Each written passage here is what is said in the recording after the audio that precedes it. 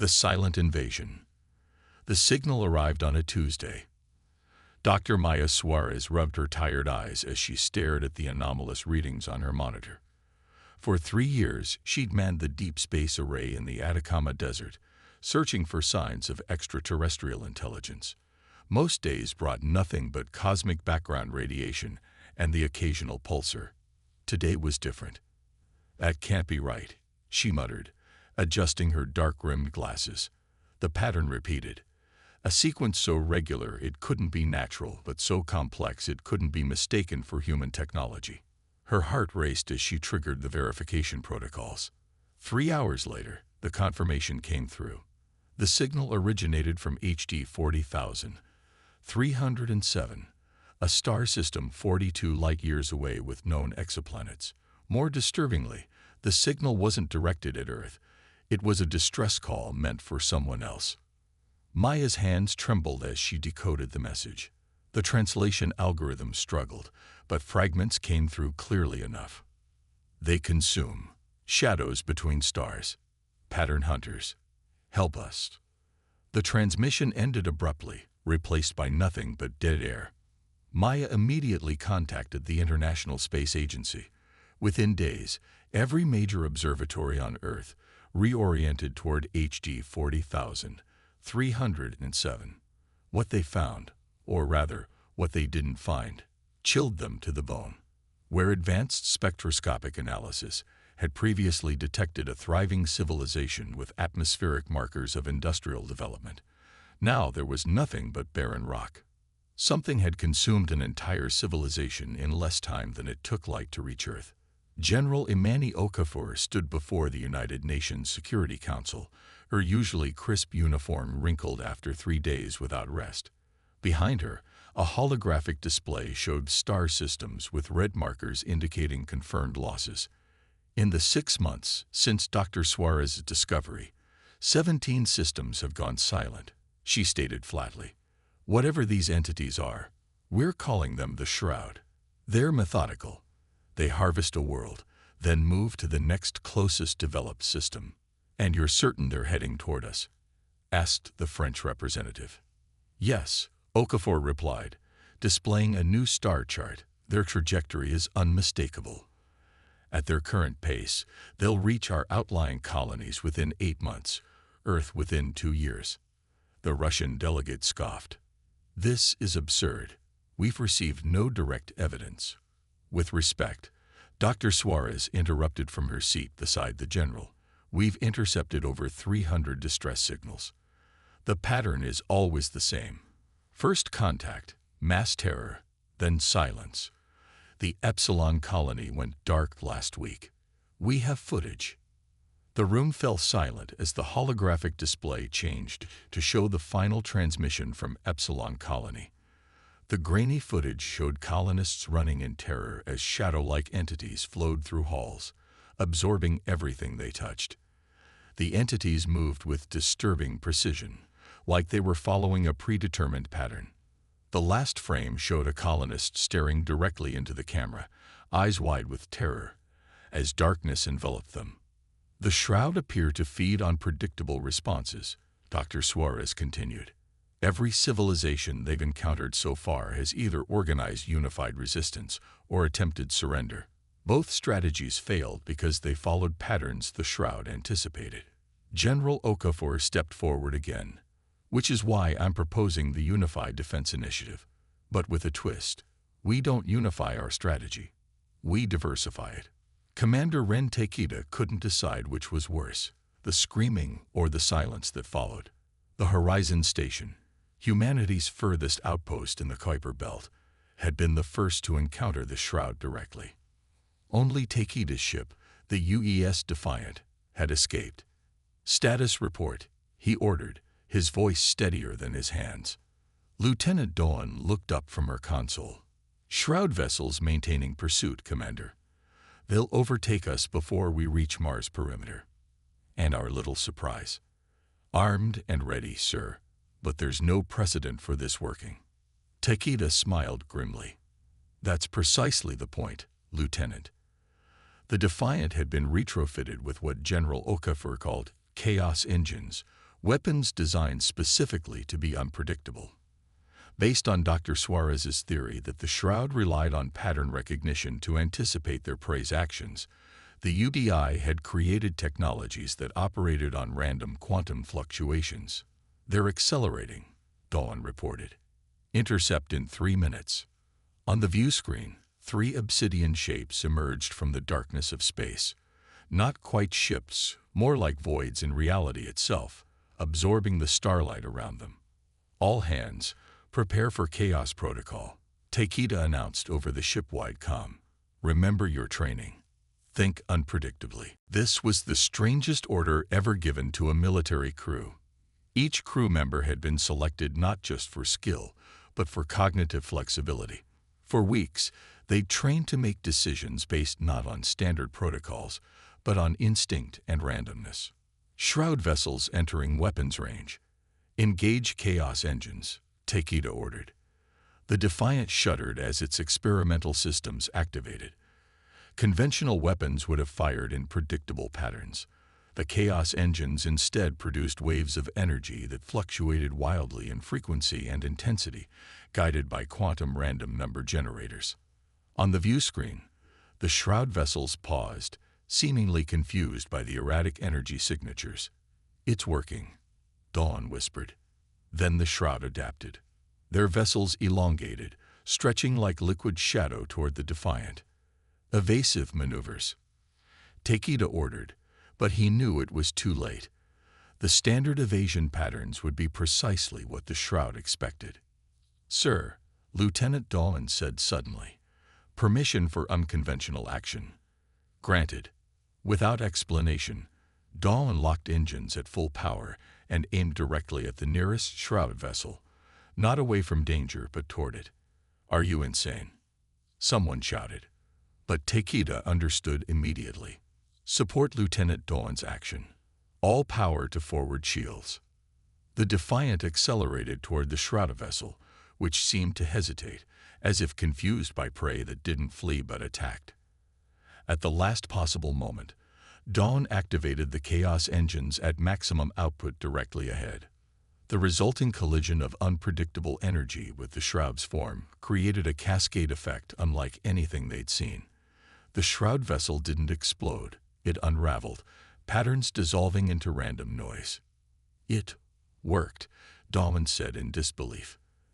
The other 2 Shroud vessels retreated immediately, moving faster than any human sensors could track.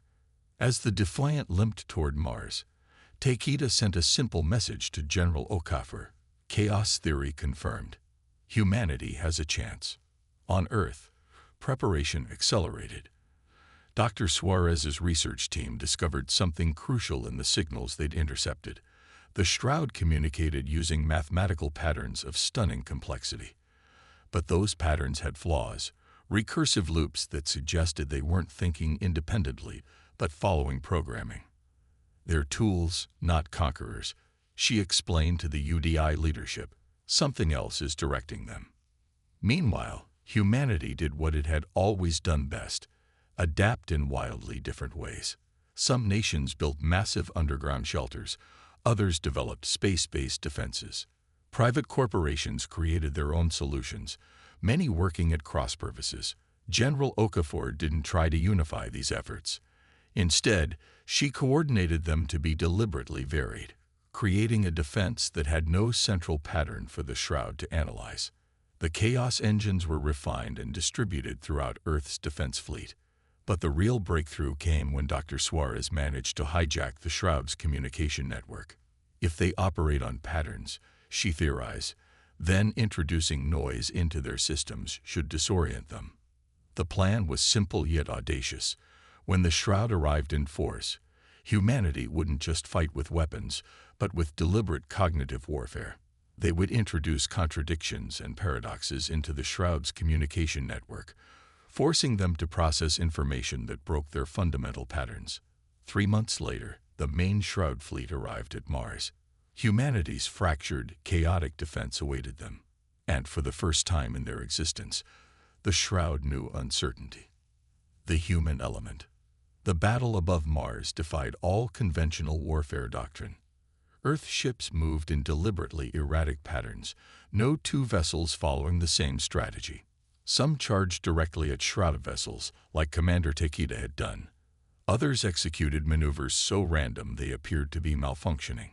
From her command center beneath Olympus Mons, General Okafor watched the chaos unfold with grim satisfaction.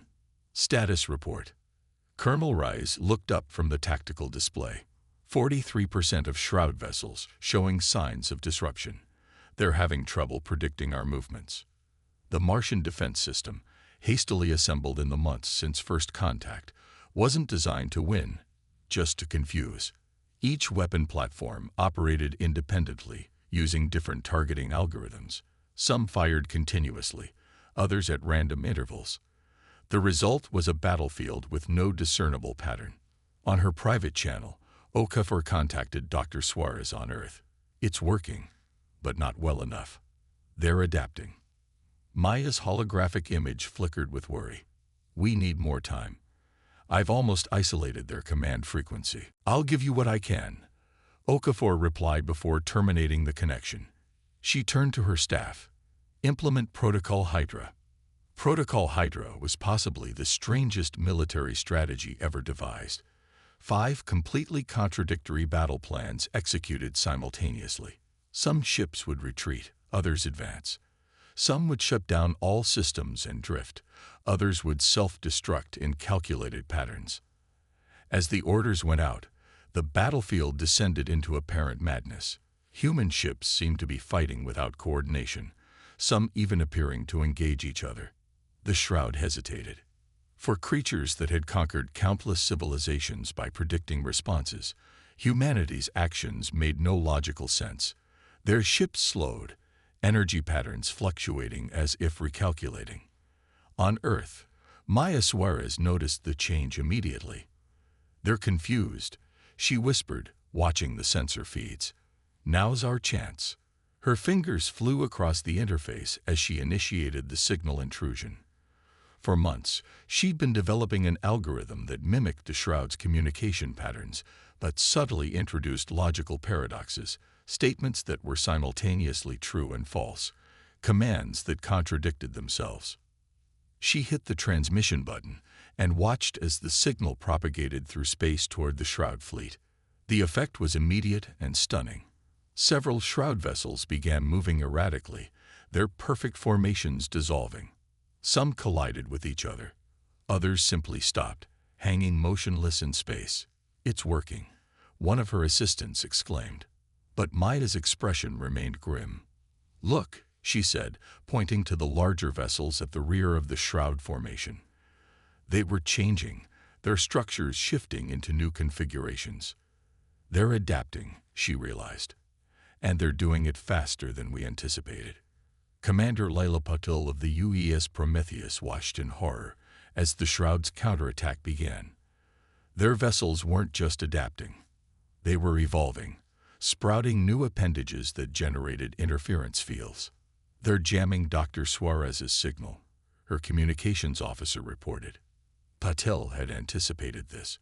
As one of the UDI's most unconventional thinkers, she'd been given command of the Prometheus precisely because she thought differently. Where most commanders saw ships as weapons platforms, she saw them as psychological tools. Initiate Operation Lighthouse, she ordered.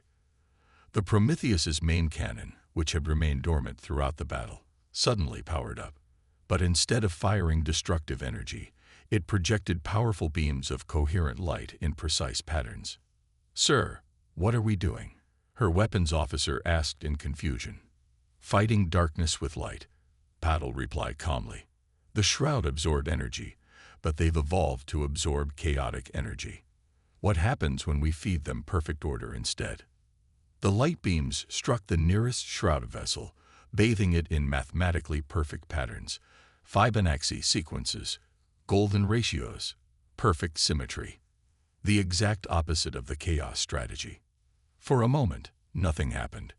Then the Shroud vessel began to vibrate, its form distorting as if struggling to process the information. It's working, Patil said quietly. Transmit the patterns to all Earth vessels.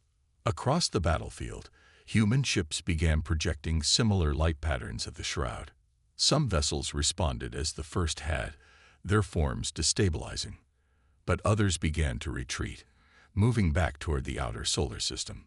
The battle wasn't won, but for the first time, the shroud were withdrawing. In her lab on Earth, Maya Suarez received the telemetry from the Mars battle with mixed emotions. Yes, they'd forced a retreat, but the shroud would be back, and they would have adapted again. "We need to understand what they truly are," she told her team, "not just how to fight them." The answer came from an unexpected source. A junior researcher named Khalid had noticed something odd in the spectroscopic analysis of the shroud vessels during the battle. "Dr. Suarez, look at these readings," he said, displaying a complex molecular breakdown.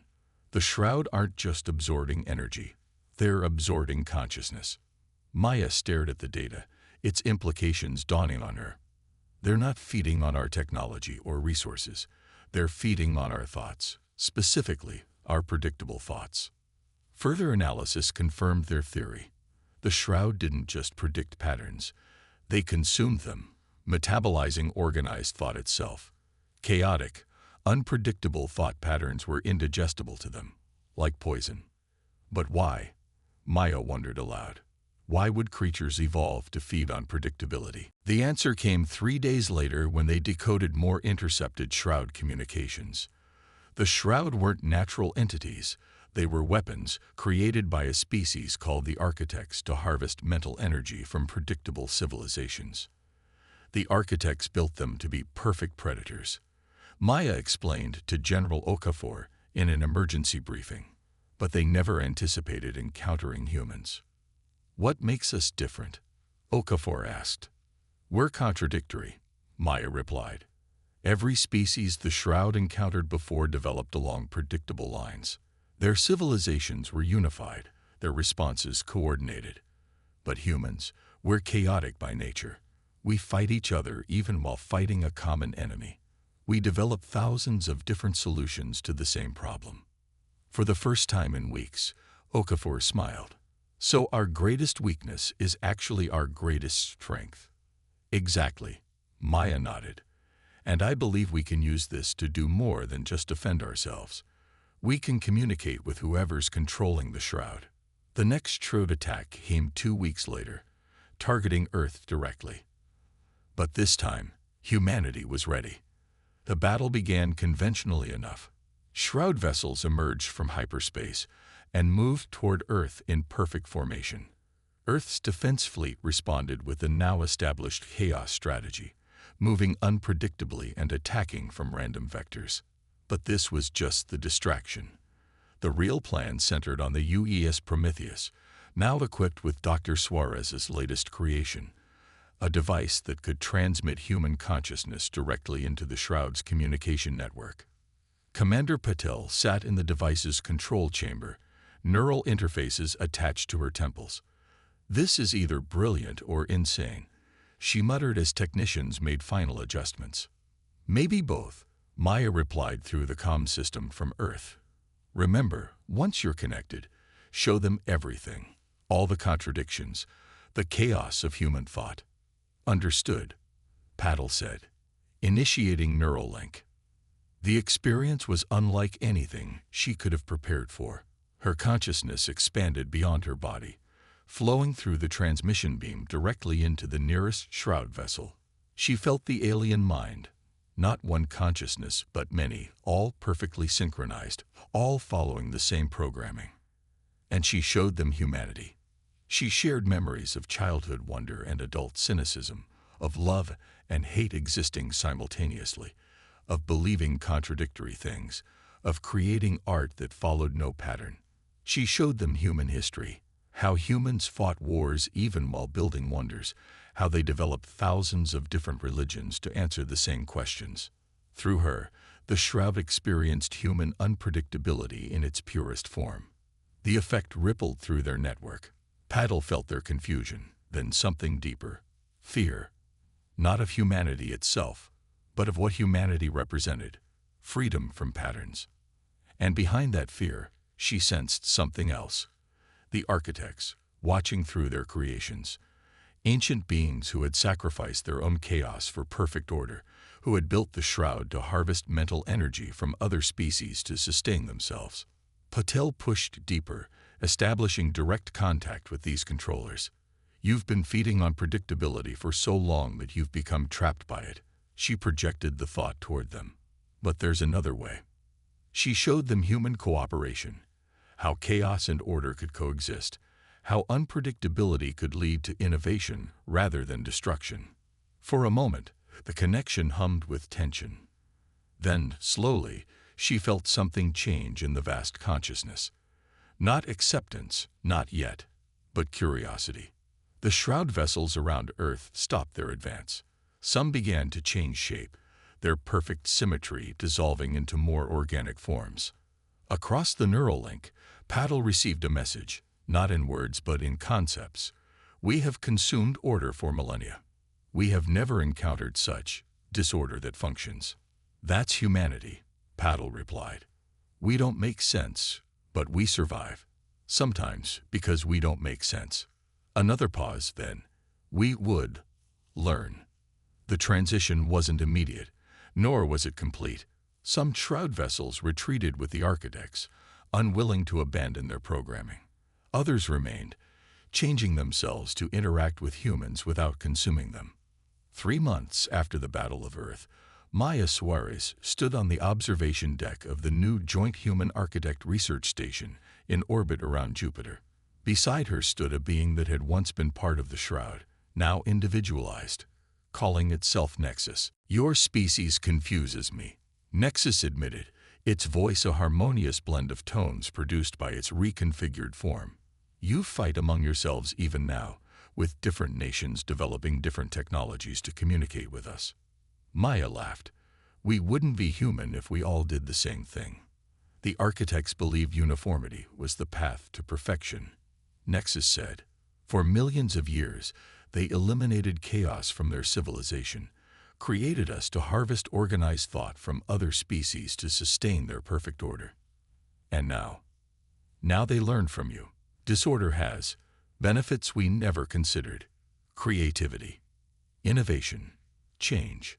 Below them, Earth continued its rotation. Billions of humans going about their lives in billions of different ways. Some celebrated the new alliance with the transformed shroud. Others protested against it. Governments developed competing programs for space exploration with their new allies. Corporations created products based on architect technology. Chaotic, contradictory, unpredictable, and in that unpredictability, uniquely powerful. There are other harvesters out there, Nexus warned. Other weapons the architects deployed before they encountered your species. And beyond them, other threats in the galaxy that even the architects fear. Then we'll face them together, Maya said confidently, and we'll probably disagree about how to do it the entire time. Nexus produced a sound that Maya had come to recognize as laughter.